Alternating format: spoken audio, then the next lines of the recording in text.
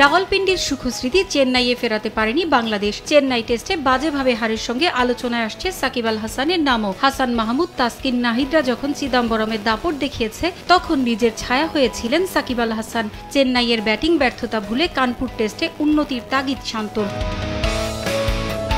2 ইনিংসে 21 ওভার বল করে 6.19 ইকোনমিতে 129 রান দিলেও কোনো উইকেট পাননি সাকিব। ক্যারিয়ারে এত খরুচে সাকিবকে কখনো দেখা যায়নি। এই পরিসংখ্যানই বলে দিচ্ছে বোলার সাকিবের সময়টা কতটা খারাপ যাচ্ছে।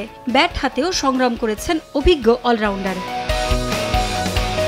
সাকিবের এমন পারফরমেন্সের পর ম্যাচ পরবর্তী সংবাদ সম্মেলনে প্রশ্নটা উঠেই গেল, তবে কি কানপুর টেস্টে থাকছেন না সাকিব? অধিনায়ক শান্ত ব্যাখ্যা করেছেন সাকিবের কম বল করা প্রসঙ্গেও। ভাই অনেক কিন্তু ব্রেভ কোশ্চেন করছেন, মাশাআল্লাহ। সাকিব ভাই বলছি না, আমি যেটা দেখি যে কতটুকু কষ্ট করছে এবং কামব্যাক করার জন্য যা যা করা দরকার সেই কাজগুলো করছে কিনা, টিমের প্রতি ইন্টেনশনটা কীরকম, এই জিনিসগুলো আমি খেয়াল রাখি বা আমি চেষ্টা করি যে ওই প্লেয়ারটা টিমকে দেওয়ার জন্য কতটুকু প্রস্তুত, 100% কিনা। এটা অনেকে ভাবতে পারে হয়তো সাকিব ভাই দেখে আমি বলছি, বাট জিনিসটা এরকম নয়। একটা নাহিদ রানা থেকে শুরু করে মুশফিক ভাই পর্যন্ত সেম জিনিসটাই কিন্তু আমি দেখার চেষ্টা করি। চেন্নাই টেস্টে পেসারদের পারফরমেন্সকে ইতিবাচক প্রাপ্তি হিসেবে দেখছেন শান্ত। কিন্তু ফার্স্ট ইনিংসে আপনি যদি দেখেন 3 পেস বোলারই দারুণ বোলিং করেছে।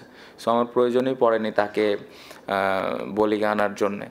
আর এক পাশ থেকে মিরাজ ভালো বল করছিল। সো এটা একটা পরিকল্পনাই ছিল যে যত বেশি আমি ফাস্ট বোলারদের বল করাতে পারি। চেন্নাইয়ের ব্যাটিং ব্যর্থতা ভুলে কানপুর টেস্টে উন্নতির তাগিদ শান্তর। খুব ইম্পর্টেন্ট একটা টেস্ট ম্যাচের ফার্স্ট ইনিংসে ব্যাটিং করা এবং as a top order batsman এই জায়গায় চ্যালেঞ্জ থাকবেই এবং এই চ্যালেঞ্জটা এটা আমাদের চয়েস যে আমরা উপরের দিকে ব্যাটিং করি। সো এটা আমরা কিভাবে কোপ আপ করছে এটা ইম্পর্টেন্ট। সো ব্যাটাররা এটা নিয়ে কাজ করছে, বাট রেজাল্ট ওইভাবে আসছে না।